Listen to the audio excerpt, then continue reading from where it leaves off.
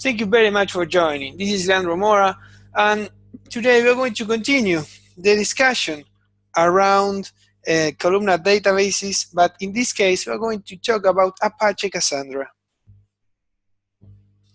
Apache Cassandra is a free and open source distributed NoSQL database management system designed to handle large amounts of data across many community servers, providing high availability with no single point of failure.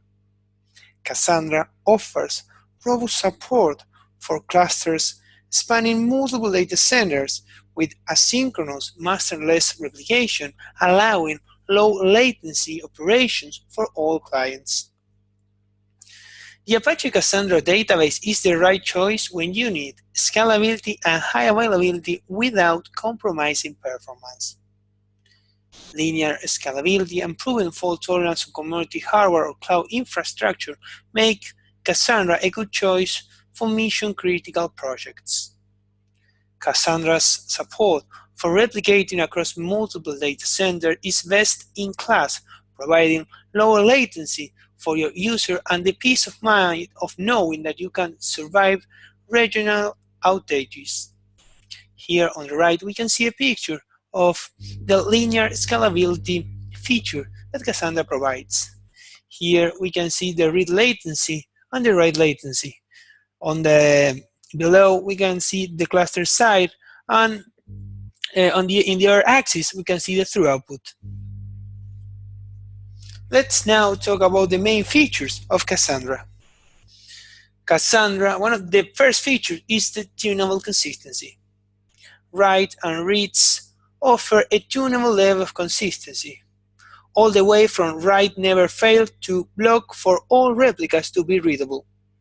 If you want more information about tunable consistency, I encourage you to review the consistency level lecture of the NoSQL training.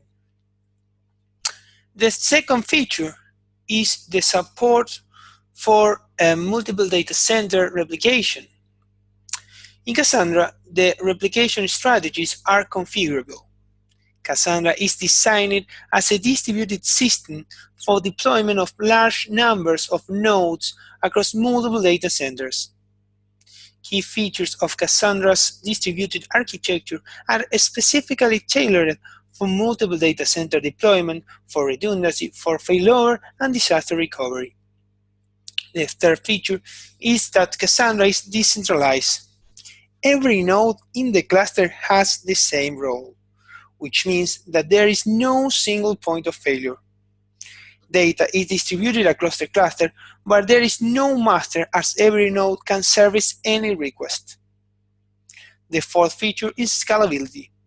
Cassandra is designed to have read and write throughput both increase linearly as new machines are added, with the aim of no downtime or interruption to applications.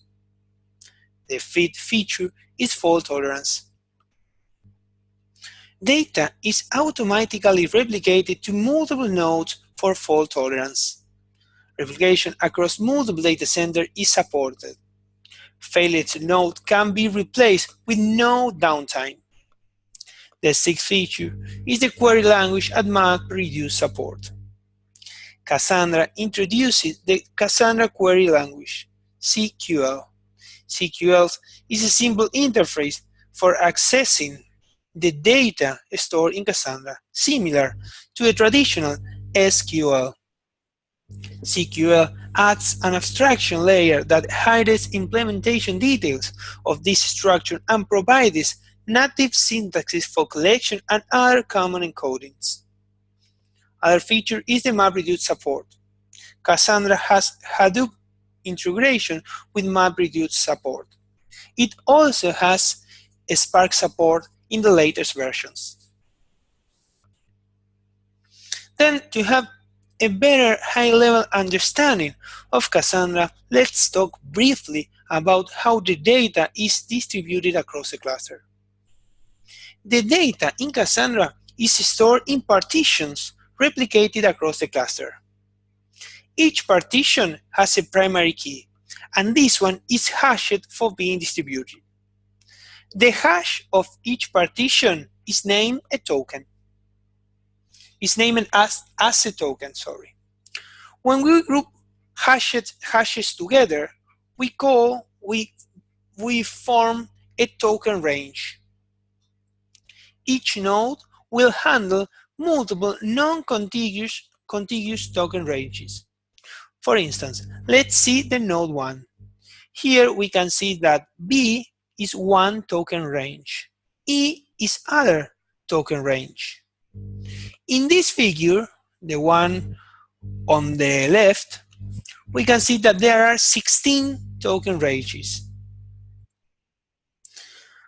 And we can see that each node stores 8 token ranges. And each token range is replicated 3 times across the cluster. For instance, we can see that the token range A is replicated in node 1, node 2, and node 5. Now, let's talk a bit about the data model. As we said before, the data is stored in partitions. A table may have many partitions. The minimum piece of data will have a primary key and columns associated with it. Each partition may have multiple primary keys and multiple columns associated with that primary key. The data will be accessed by its primary key. The primary key will be composed by 2 components: the partition key, which is going to be hashed for being distributed across the cluster, and the cluster column, used for isolating rows related to the same partition key. The difference will be understood better in the next slide. Each primary key will have columns. It is not mandatory that all the primary keys have the same number of columns. Now let's see an example. Here we can see a table which name is book by genre. Pay attention to this, please. We are creating a table for answering a query that will retrieve the books by genre. This is a common use case in NoSQL databases. We are modeling the data taking into consideration the query that we want to get.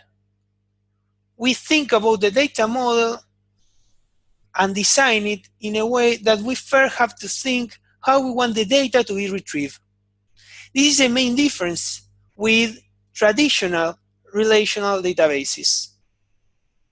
Well, let's go back to a data model.